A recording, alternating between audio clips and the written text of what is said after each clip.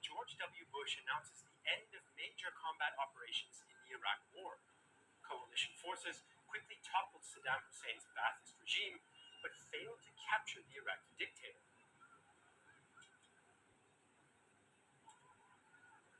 The US has around 142,000 troops in the region, supported by 45,000 British and smaller Australian and Polish contingents.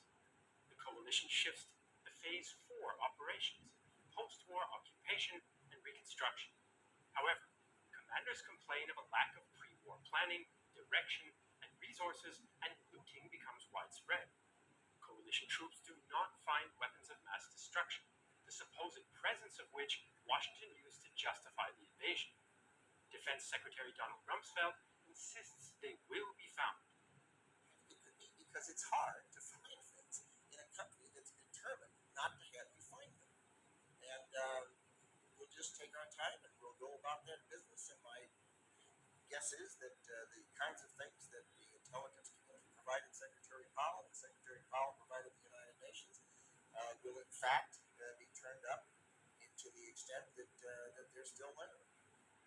On April 21st, the U.S., backed up by a UN resolution, establishes the Coalition Provisional Authority, a transitional government for Iraq.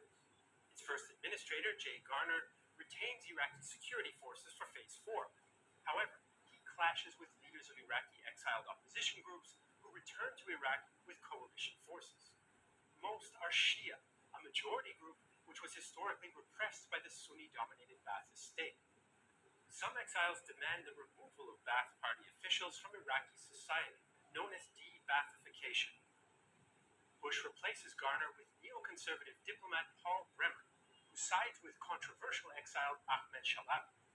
Chalabi wants extensive de-Baathification, and against advice from some experts, Bremer issues Order Number 1.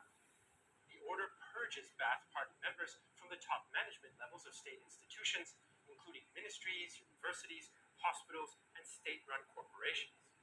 It fires around 85,000, many with only a bureaucratic connection to Baathism. Critics argue they're often the most competent administrators. All of a sudden you say, these guys